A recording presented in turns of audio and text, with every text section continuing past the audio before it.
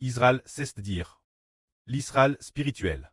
Le frère Ashber doit devenir une grande nation en Chine. Vois-tu, une grande nation ici ne signifie pas s'emparer des terres de la Chine. Pas du tout. C'est une grande nation errante. Une grande nation sans lieu où installer. Afin que s'accomplisse la gens dans la Bible, les paroles de Dieu Jacob. Ce moment-tel, Jacob tête digéteresse vieux. Il avait 130 ans. Pourtant, cette époque, il y avait une grave famine en Canaan. Seule l'Égypte avait du bel. Pendant qu'il y avait du bel en Égypte, on a découvert que celui qui fournissait du bel à toutes ces nations était le premier ministre d'Égypte. Et ce premier ministre était le propre fils de Joseph, qui avait été perdu pendant plus de 20 ans. Jacob-Joseph, Jacob, se dire le propre fils de Jacob-Joseph, qui avait déjà, Jacob croyait tort, qu'il était DJ mort. Mais contre toute attente, ce fils n'était pas mort, mais avait été vendu en Égypte, était maintenant le premier ministre d'Égypte. Ce moment-tel, Jacob décida de se rendre en Égypte. Il arriva, l'autel de son preux Isaac, un sacrifice, Jéhovah, le Dieu de son preux, qui était aussi en Ralite, c'est aussi l'Éternel, le Dieu de Jacob. Après le sacrifice, Dieu parla à Jacob pendant la nuit. Jacob, Jacob, ne crains point de descendre en Égypte, car je te ferai devenir, je te ferai en Égypte devenir une grande nation. Joseph fermera de ses mains tes yeux. Dieu dit alors, Jacob de ne pas craindre d'aller en Égypte, car l'Éternel ferait de Jacob une grande nation en Égypte. Alors, que Jacob devienne en Égypte une grande nation, cela signifiait-il que Jacob allait s'emparer des terres de l'Égypte? Pas du tout. La grande nation dont nous parlons ici signifie que les descendants de Jacob seraient plus nombreux que la population d'Égypte.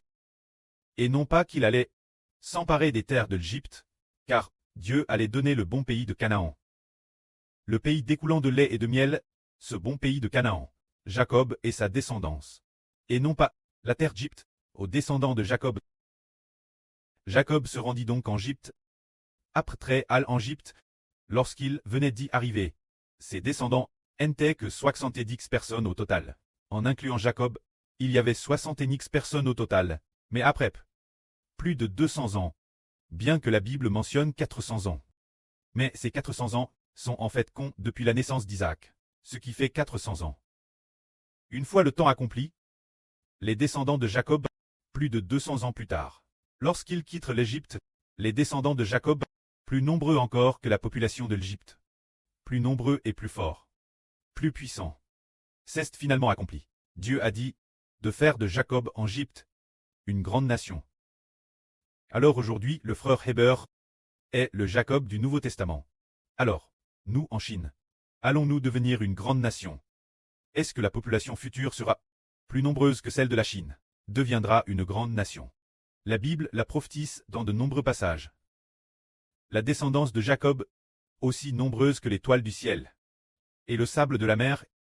Si quelqu'un pouvait compter les grains de sable de la terre, alors seulement il pourrait compter la descendance de Jacob.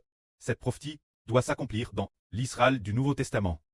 Et la Chine est justement aussi l'Égypte, l'Égypte spirituelle. C'est pourquoi la nation d'Israël spirituelle doit en Chine devenir une immense nation.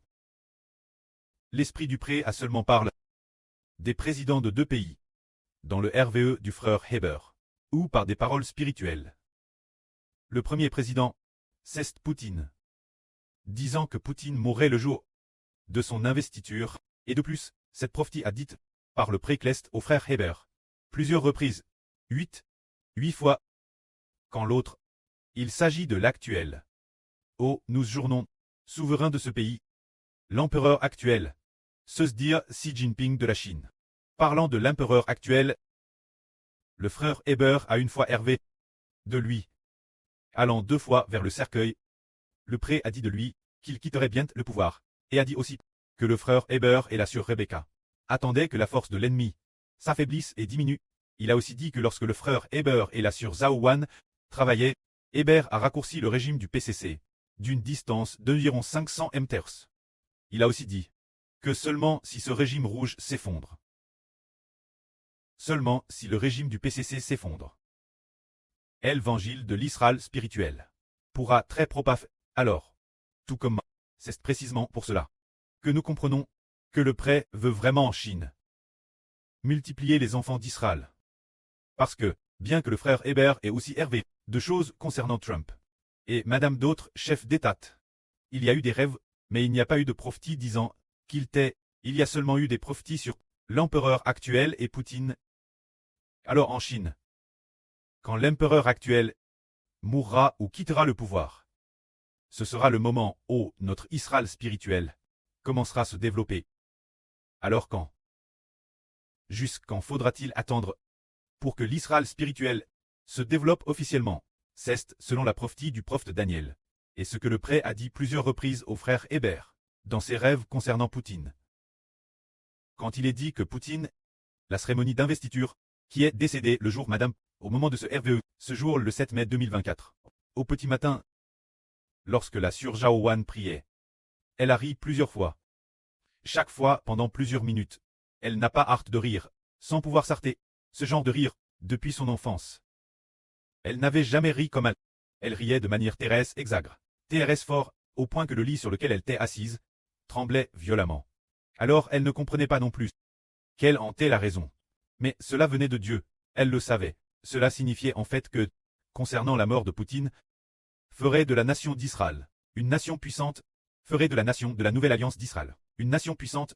Par conséquent, l'Esprit de Dieu a fait rire la Sœur Zhao d'un rire qu'elle ne pouvait pas comprendre, ni expliquer, mais qui cachait les ministres du futur, puisque Poutine est déjà mort, en attendant que commence la division de la Russie.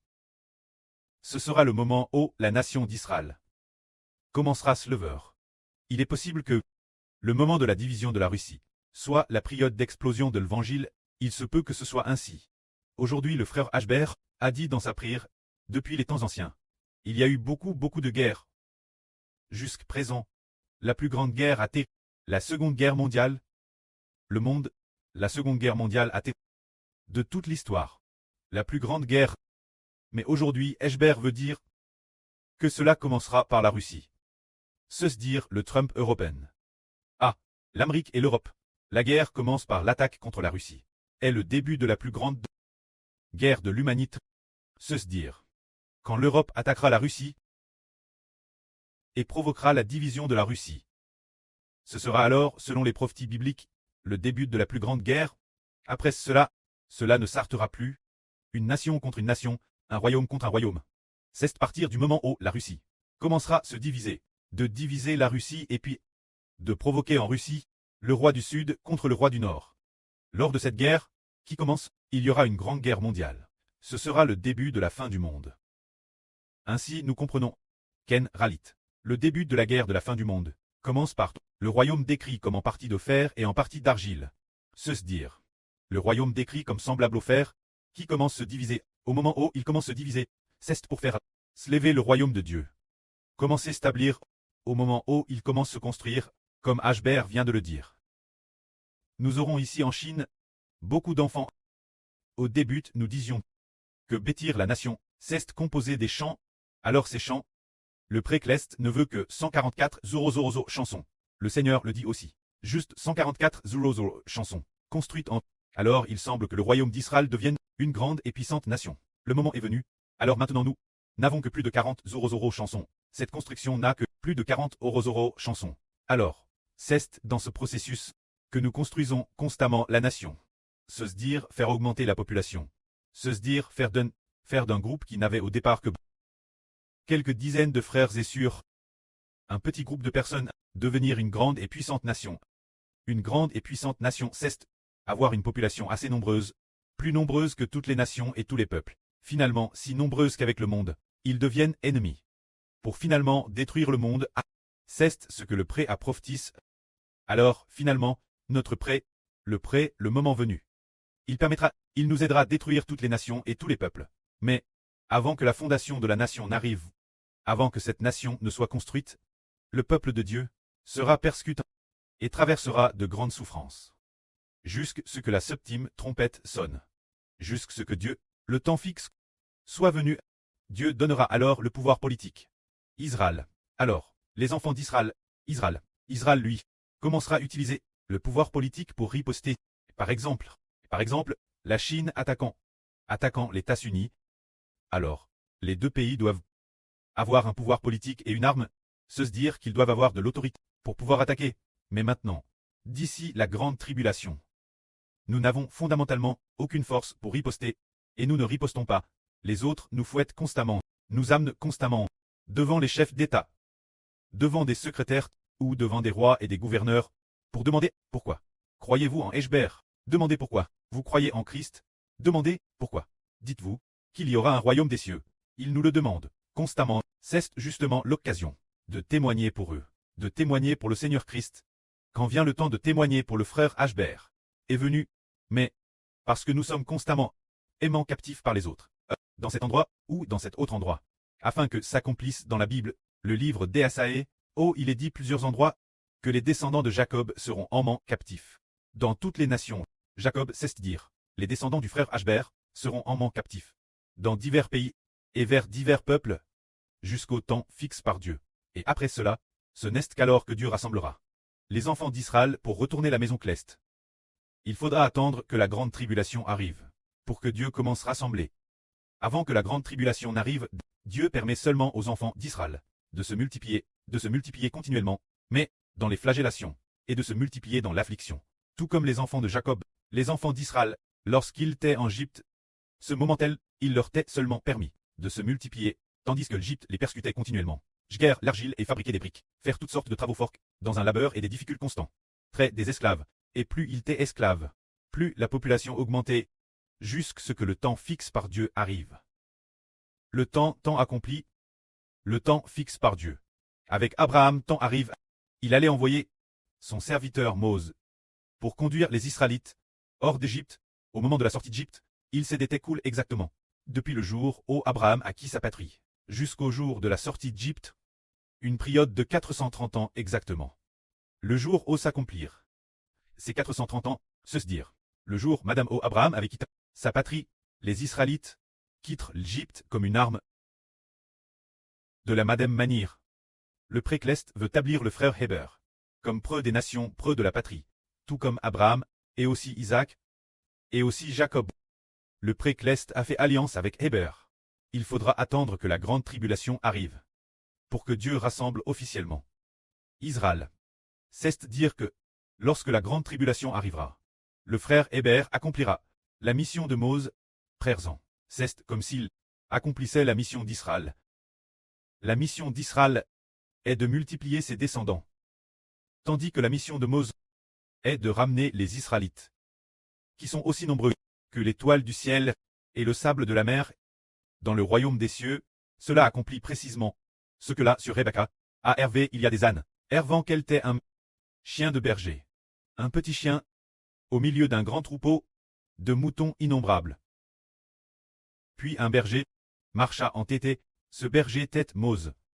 Mose, l'homme de Dieu, et ce Mose est le frère Hébert. Cette période correspondra au moment de la grande tribulation. Le frère Hébert, principalement en tant que Mose, ramènera les gens au royaume des cieux, frère sang en tant Israël. Il s'agit d'établir une nation, de bâtir une population nombreuse, et finalement, de ramener les gens à la maison cleste. Que la gloire soit auprès et au Seigneur. Amen.